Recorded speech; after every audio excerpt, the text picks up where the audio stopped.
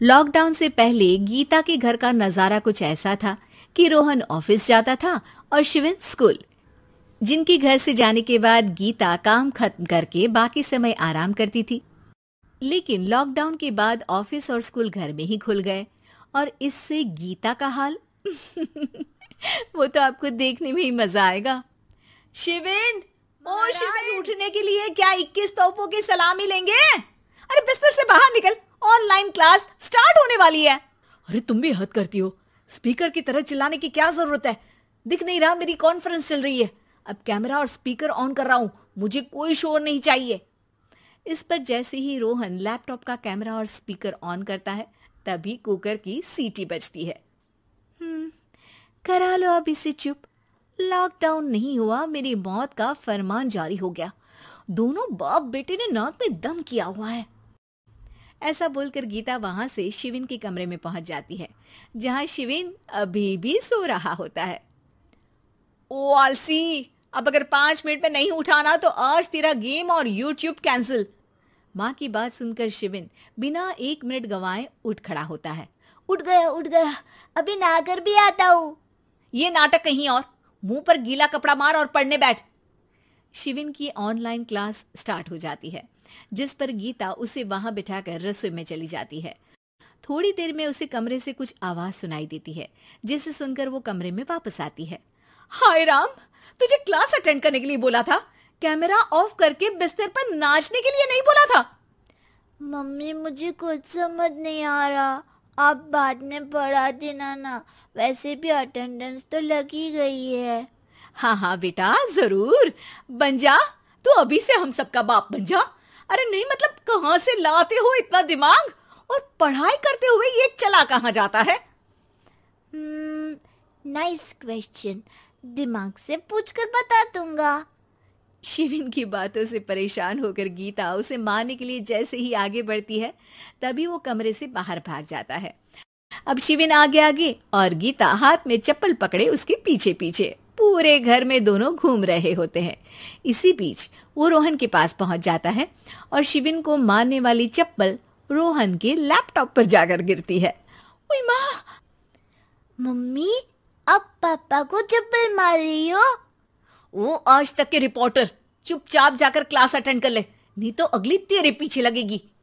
इस पर शिविन वहां से चला जाता है, जिसके बाद रोहन गीता से कहता है, इस सर्कस के लिए कुछ बोलना चाहोगी? अरे क्या करूं, जब से तुम दोनों घर में रहने लगे हो, घर अपने आप ही सर्कस बन गया है और मैं तुम्हारी नौकर। कभी बेटी को संभालो तो कभी बाप के नखरे उठाओ।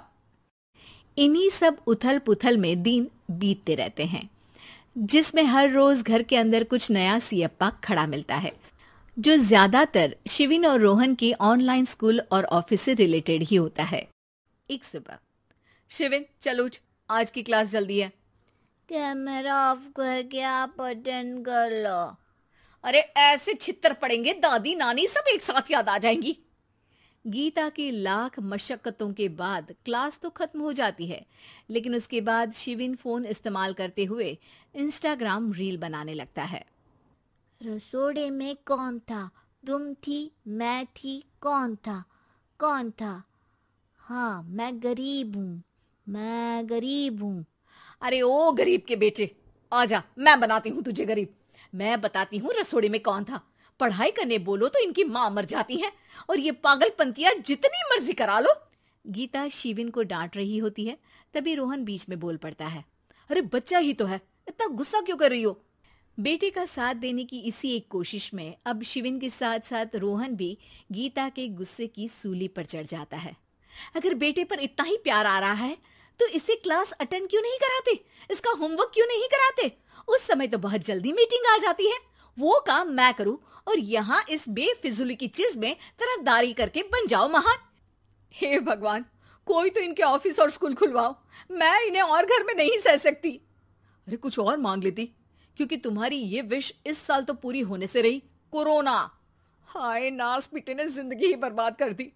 खाए कोई पचाए कोई, कल मुझे चुन चुन कर सबको मेरी बद्दुआ लगेगी। उन्होंने दुनिया का और इन बाप बेटे दोनों ने मेरा जीना मुश्किल कर दिया। गीता वहां से चली जाती है, जिसके बाद रोहन शिविन से कहता है, अरे तुम्हारी मम्मी इतनी भड़की हुई क्यों है?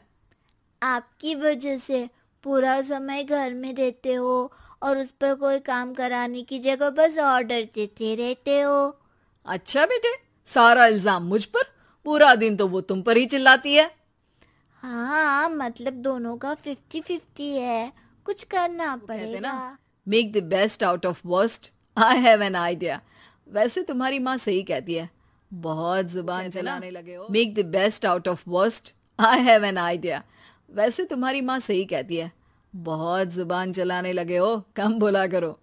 अगली सुबह रोहन और शिविन अपनी गलती को सुधारने के लिए गीता के उठने से पहले घर का आधा काम खत्म कर देते हैं, जिसे देखकर गीता खुश हो जाती है और फिर बाकी बचा काम वो तीनों मिलकर पूरा कर लेते हैं। जिसके बाद अब वो सब मिल बांट कर हर काम में एक दूसरे की मदद करते हुए लॉकडाउन का मजा लेने लगते हैं।